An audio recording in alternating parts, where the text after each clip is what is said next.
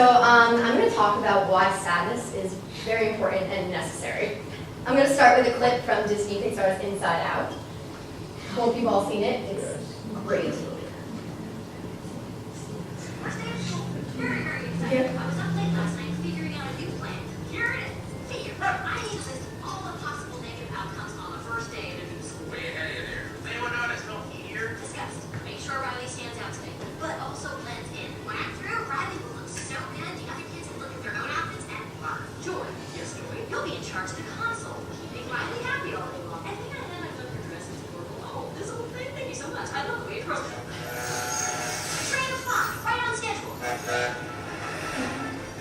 Anger, unload the daydreams. I ordered extra in case things get slow in class. Right coming in. If this new school is full of more useless classes, which it probably will be. Oh, sadness. I have a super important job just for you. Really? Follow me. And there. Perfect. This is the circle of sadness. Your job is to make sure that all the sadness stays inside of it.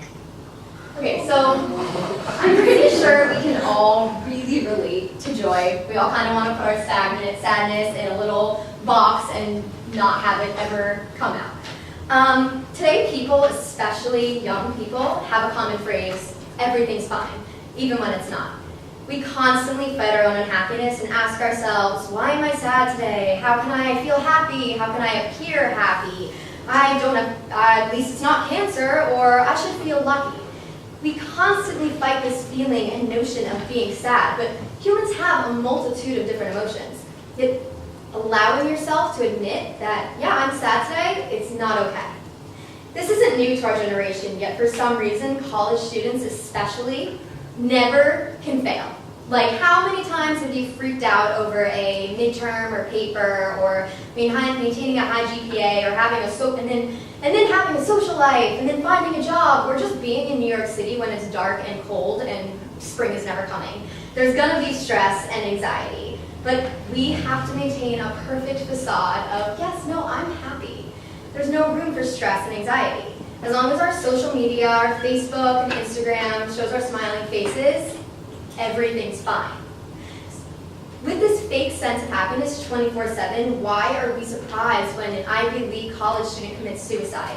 The issue isn't mental illness, it's the stigma that surrounds expressing any other emotions. The fact that we're supposed to suppress our feelings and not express them just feeds the situation. The solution is acceptance and not avoidance. The harder we fight, the more difficult it is to see the light. When Harry Potter tries to fight against Devil's Snare, it only tries to kill him faster. Society is missing a very key concept that we need to be happy. We need days of sadness to appreciate being happy. If the sun was always shining, would you ever be able to see the stars? We need darkness to experience light, and I would know. As a person who has struggled with anxiety for many, many years, I came to college, thought I was over it. No. February, freshman year, one night I had a really major panic attack, and it lasted for hours. And if anyone's ever experienced a panic attack, you kind of feel like you're going to die. So I thought I had to go to the emergency room because I really, really, truly did not know what to do. After that, days later, this lingering hopelessness and sadness stayed with me. And I tried to fight it with every possible muscle of my being because I thought it was bad. I thought that feeling that way was bad and I needed it to go away. I tried everything to just reject it, and all I wanted to do was feel anything else. I couldn't understand why there was a disconnect between me and everybody else. Everyone looked like they were having a great time all the time. All my home friends were partying and posting Facebook photos that they were just having a great time, and everyone told me that college was the best 4 years of your life. So was I the only one struggling? No, of course not. According to the National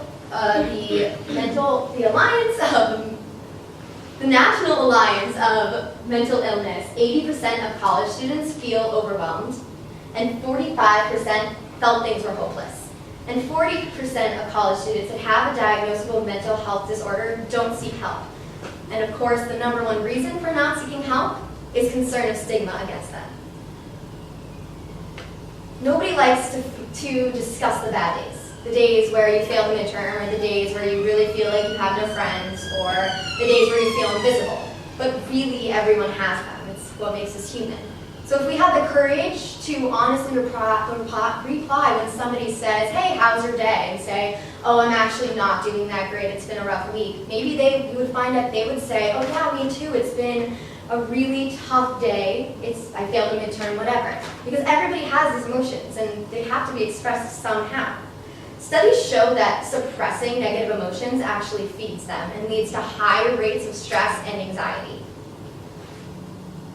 There's a quote by Professor of Psychology Joseph P. Fargas from the University of California, Berkeley. He says, sadness can help people improve attention to external details, reduce judgmental bias, increase perseverance, and promote generosity.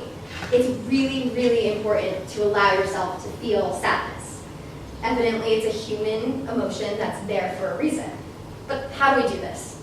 In my case, through therapy and kind of self-awareness and retraining my brain to think differently and react differently to my emotions and my thoughts, I had a new light and kind of a new look on what was happening. And they really were the worst months of my life, but I really wouldn't trade them because I almost can't even describe how important that journey was and still is for me. So again, what do? First of all, instead of the fight or flight response, there's another thing, and just sinking into it. If you're feeling upset, if you're feeling anxious, allow yourself to be there, give yourself the space because it's normal. 2, stop panicking. I was talking to a friend about the University of Pennsylvania suicide, and she responded like this, oh my gosh, if you're feeling that way, you need to get help. That is so bad, you need to get help ASAP. That's really not a good response, because if anybody's feeling that way or anybody's feeling sad, having someone panic in your face and tell you that what you're feeling is really, really terrible is actually terrifying. So we can't treat it like that. 3, get off social media, and I really, really struggle with this. When I came to London, after the first week of, yay, party in London, I was feeling kind of homesick, and I automatically looked at social media, and I was like, how do I show that I have friends? We don't need any kind of acknowledgement of the fact that we're feeling happy. Whatever you're feeling, it's okay, and we want to look back on this experience and remember the good days and the bad days. Good and bad is also one thing that we should change. Emotions and thoughts are never positive or negative. It's how we react to them. We're always taught from the beginning that being happy is bright and good, being sad is bad and dark, but it's really how we respond to those emotions that matter. There's a saying that says pain is inevitable, but suffering is a choice, and it really is a choice. Pain is relative. Really remember that, because there's so many people who say, oh, well, at least it's not cancer, at least you have money, or you're in a great institution, or you're in London. But you're allowed to have those days where you're not that happy. The physical response to emotions, sad, angry, nervous, are the same, whatever the circumstance. So give yourself the space to deal with that. And 6, just remember it gets better. The day goes by and the week keeps going, and whether you want time to slow or go fast, it's gonna go at the same rate. It's gonna get better and you're gonna get through the day. But when you look back, you want to remember the bad and the good, because everything is valid. So let's teach our kids from the beginning that feeling sad is okay. Like I showed you in the clip, in the end, I don't want to spoil it, so basically they need sadness. Whatever happens in the movie, they need sadness, and they need all the other emotions that are pictured, because that's what everybody needs. Everybody needs all of their emotions, or they wouldn't be here. So Inside Out teaches to accept and love all of your emotions. This is a quote from Dr. Keltner of Berkeley, who was an emotions consultant for the movie, and he says, happiness in a meaningful life is really about the full array of emotions and finding them in the right place. I think that is subtext of the movie. The parents want Riley to just be happy, little girl, and she can't. She has to have this full complement of emotions to develop. You need sadness, you need anger, and you need fear. So embrace them.